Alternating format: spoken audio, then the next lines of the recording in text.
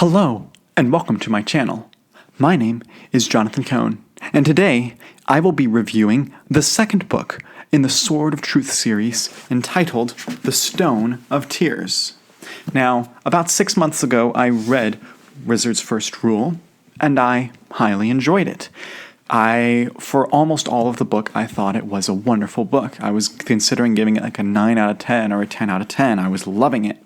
And then there was this one sequence that was about 150 pages that absolutely irked me, and I hated it. And I thought I wanted to throw the book across the room. And so that brought the overall level down, and I gave it like an 8 out of 10. I enjoyed the book overall, but that one sequence was just so frustrating. And so I did want to continue on with the series because I was intrigued by it. However, I wasn't sure when I would get around to it, since Stone of Tears is a much longer book. It's just shy of 1,000 pages, about 980 pages in mass market paperback.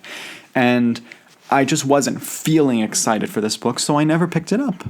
And finally, I said, you know what, I'm just going to bite the bullet. I'm just going to read the book and see whether I like it. And it took me almost 2 weeks to read this book. And if you know me, you know I don't take this long to read a book. I typically read about 100 pages a day, sometimes 200 pages a day if I can. And so I would try to get this book done in like 5 to 7 days. And instead, it took me 2 weeks, and it was just so frustrating to just trudge through this book. However, there were some great moments, and overall, I did very much enjoy the book.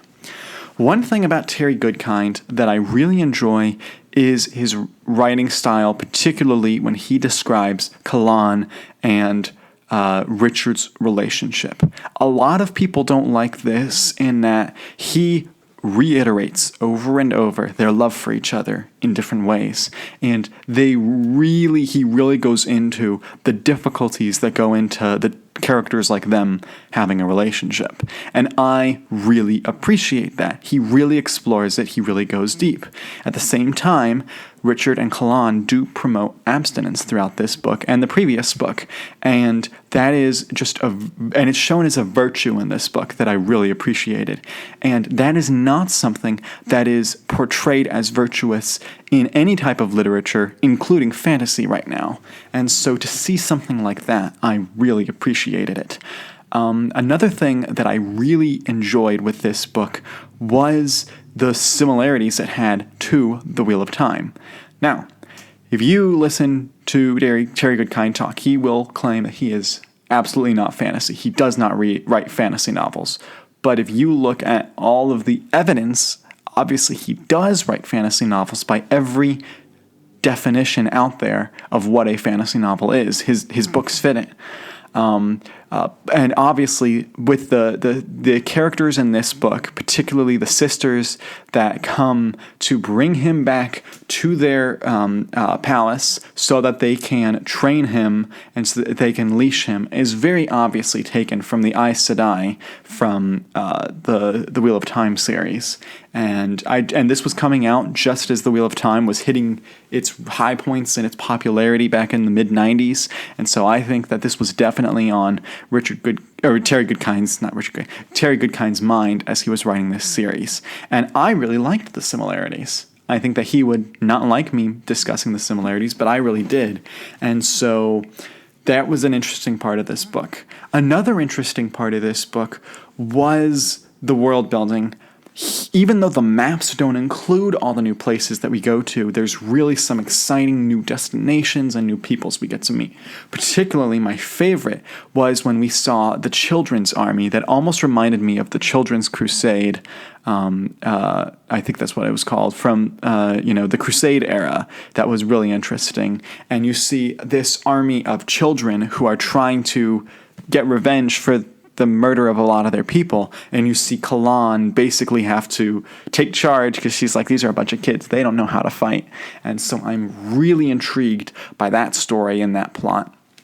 And so this book really has a great, about 100-page action sequence that was just wonderful. Like, that was the highlight of the book for me. I just loved reading about that action sequence with Kahlan and her army versus the other army. The tactics that were used were brilliant. The way that the characters came up with the tactics was great. You got to see their processes, which I really enjoyed.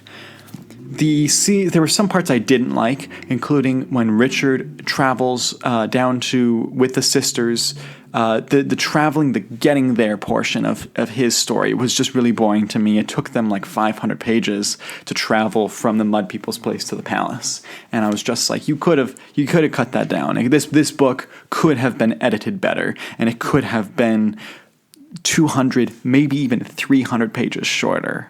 I mean, I'm all for long books. I love the Wheel of Time series, but this one was excessive, and I think it could have been edited quite a bit. And so that was one part of it that could have been edited.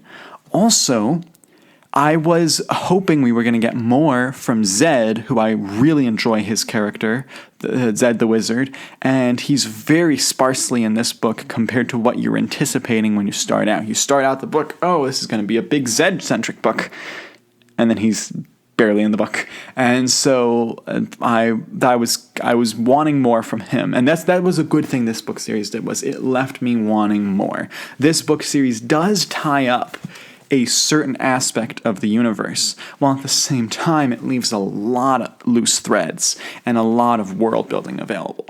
And so even though there was stuff I didn't like, there was also quite a bit I did like. And so this book felt very even-handed in that sense, but I felt like the good did outweigh the bad overall. So the Stone of Tears book, I would give it roughly, not exactly, maybe about a 7 out of 10. I didn't enjoy it near as much as I enjoyed Wizard's First Rule, but this is a solid entry in the series, and I think that it has potential to become a very highly regarded series for me. And so I'd give this about a 7 out of 10. So let me know if you're a Terry Goodkind fan, if you liked this book, if you didn't like this book, if you think there are better books in the series that I should continue on to. I do have the 3rd and 4th books. I do have Blood of the Fold and Temple of the Winds, which I was really sad I couldn't find this book that matched these books, but I actually like the cover of this one a little bit better. But I do intend to continue on with the series eventually, I'm going to give it a little bit of a rest. I need time between these books. But let me know what you thought down in the comments below. Please like this video and subscribe to the channel. And until next time, I'm Jonathan, and thank you for watching.